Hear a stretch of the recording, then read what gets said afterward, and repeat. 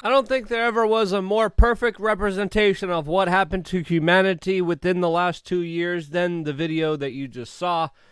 Prove me wrong. Welcome back, beautiful and amazing human beings. This is Luke Rudowski here of WeAreChange.org. And man, oh man, do we have some crazy news to get into today. As of course, domestically, things are getting very serious. Just as absurd when it comes to some of the craziest actions being backed by government. This as today, we also had some surprising technocratic news as we've got a surprising whistleblower coming forward when it comes to the larger Elon Musk Twitter saga that just got a very eye-opening update. What happened here? Well, we're going to be discussing that plus a lot more all on this independent media broadcast. But before we begin, the clip that we played in the beginning of this broadcast was, not surprisingly, by a Canadian artistic group called Corpse Dance Project. And yes, unironically, they performed their sheep performances on Zoom within the last 2 years. And yeah, their dance project definitely is a conversation starter, to say the least. But I think from my own interpretations, a perfect example of what many people have called the transformation of humanity into, of course, sheeple. So yeah, there's that. Jumping right into the news, today we also find out that the President of the United States is set to announce student loan forgiveness, which essentially means stealing more money from people's taxes, printing more money, which inflates it, which is also a larger tax, essentially stealing money from people who worked for it, and then literally giving it out to people who were not responsible with their finances, took out loans that they couldn't pay for, bought into the larger Ponzi scheme, and are being essentially hoodwinked into subsidizing big universities that treat the education system as their own for-profit corporate system. And when you look at the amount of money that universities have been able to steal from the youth, when you look at the debt that they put people through, that most students will never pay in their life, what is this going to be doing? Well, this action by Joe Biden will only incentivize more of it, as of course now your taxes, your money is literally going to be paying top universities that are running a racket on the American children. This, as Joe Biden's plan is expected to cost nearly $980 billion. And what will this do? Probably raise tuition rates, as of course now the universities know that they could charge $10,000 more, which will be subsidized by, of course, the taxpayer. Again, for-profit universities, one of the most evilest institutions in our system, and my taxes going to subsidize these ruthless corporations masquerading as institutions of higher learning is the perfect representation of bad government incentivizing bad programs that will have bad effects on everyone. But again, that's how the system is supposed to work, as the average student gets indebted, forced to work dead-end corporate jobs, and live a life of servitude, as of course governments not only make your problems worse, or they just create policies that are absolutely pointless, just like in New York State, where the governor there just signed a law banning people and punishing people for using the word salesman. Yes, gender neutral woke language is now New York State law, with absolutely pointless things that absolutely have no effect on your life. Meanwhile, you're being financially screwed and robbed by the establishment. This, as the government is becoming more nefarious, keeps cheating more, bamboozling more, as we recently found out from the Census Bureau that admitted themselves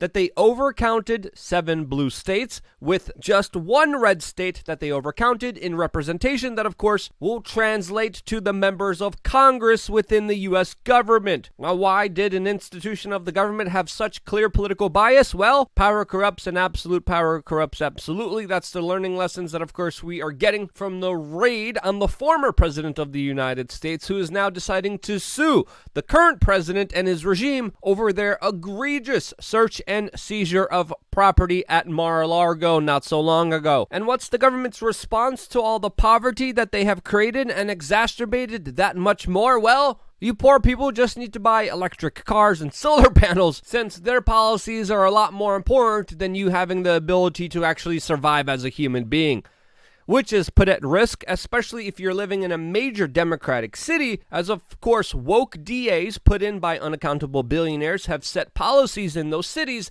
that have promoted violence, criminalities, gangs. This as even the mayor of New York City is announcing that the Big Apple is too rough for immigrants that have literally fled cartel violence. This as we're finding out that more than half of the immigrants bust into New York City from Texas have fled over the fear of serious crimes, to the point where the murder rate in major American cities is higher than the number of civilian lives lost in Ukraine. Yes, you heard that correctly. The Ukrainian civilian death rate is lower than the death rate of major American cities. This as the United States just moments ago decided to send an additional $3 billion in aid to Ukraine. This as the war has now officially raged on for over 6 months and looks like it will not be stopping anytime soon. This as of course there also have been a lot of questions to where a lot of the money, a lot of the aid has been going to,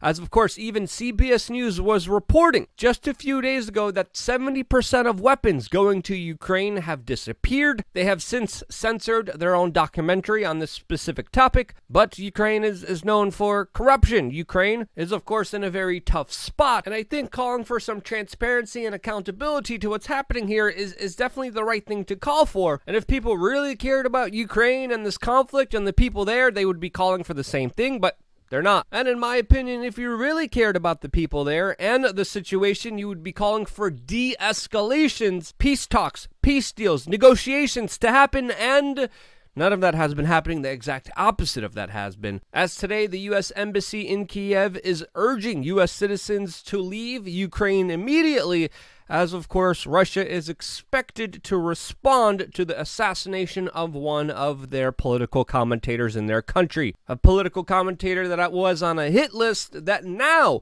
British musician Roger Waters is on, who of course previously criticized Ukraine and took more of an Eastern approach and understanding to this current situation. Again, this is a conflict between the East and the West. Roger Waters clearly is speaking out in the larger context represented by the East, and even though I disagreed with his commentary on China and the larger geopolitical perspective on here, we could at least agree to disagree. We don't have to put him on the list. And just like history dictates, there are no winners of war, only the profiteers of people who backed the wars, and sadly a lot of people are getting hurt, screwed over, and losing their lives over this political gesturing, posturing over power and influence. Again, soldiers routinely get screwed over by the politicians that send them to conflicts, just like in Canada, where the military veterinary services are suggesting euthanasia, people offing themselves because of PTSD symptoms. And with governments and militaries like this, who needs an invading army when, of course, we have such disrespect to the people who have given everything up on behests of the state?